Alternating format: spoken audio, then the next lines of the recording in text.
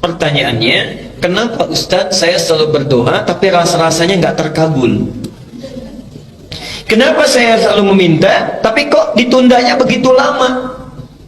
Mintanya sudah bertahun-tahun tertentu, memohonnya sudah lama, tapi sampai sekarang belum terkabulkan juga. Barangkali, mohon maaf, kita akan termasuk dalam golongan yang mungkin bukan sekedar ditunda dengan panjang, tapi boleh jadi termasuk yang ditolak doanya. Karena prinsip doa itu seharusnya terkabul, tapi ada orang-orang tertentu yang tatkala meminta, Allah tidak akan mengabulkannya sepanjang hidupnya kalau dalam masih keadaan seperti itu. Siapa mereka? Bagaimana supaya kita menghindarinya? Dan hebatnya, mohon maaf, sekhusyuk-khusyuknya antum berdoa, meminta bahkan setelah tahajud, kalau memiliki sifat ini, bahasa hadisnya sampai kapanpun gak akan pernah dijawab. Jadi nanti kita akan evaluasi kalau ada di antara kita saat ini yang sering kali berdoa meminta padahal sudah menangis, bangun sholat tiap malam, boleh jadi belum terkabul atau tidak terkabul karena punya sifat-sifat yang mungkin kita akan tampilkan.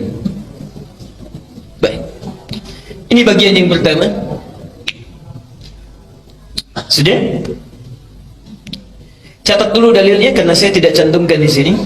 Ya, saya tidak cantumkan. Satu, dicatat dulu dalilnya supaya tidak lupa.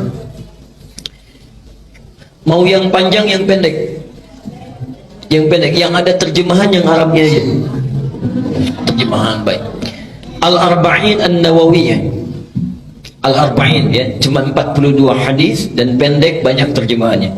Al-Arba'in An-Nawawiyah nomor ke-10. Hadisnya nomor 10.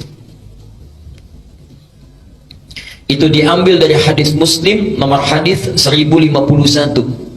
Jadi Imam An-Nawawi mengambil hadis di hadis Muslim nomor hadis 1051, ditempatkan di kitabnya Al-Arba'in posisi nomor 10. Sudah? Baik. Yang kedua, masih tadi Al-Baqarah 186. Quran surah 2 Al-Baqarah 186. Kemudian Al-Isra surah 17, Al-Isra surah 17 ayat 110,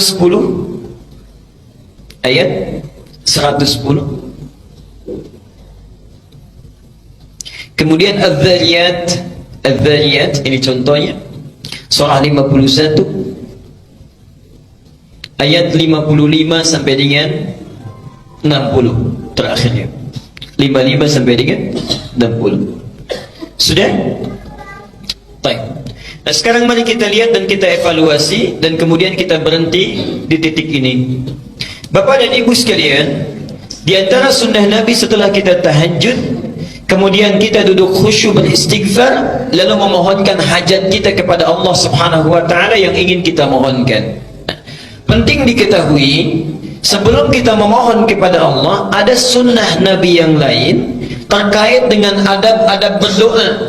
Bagaimana supaya berdoa itu mudah sampai kepada Allah, cepat diterimanya dan langsung dikabulkannya. Baik.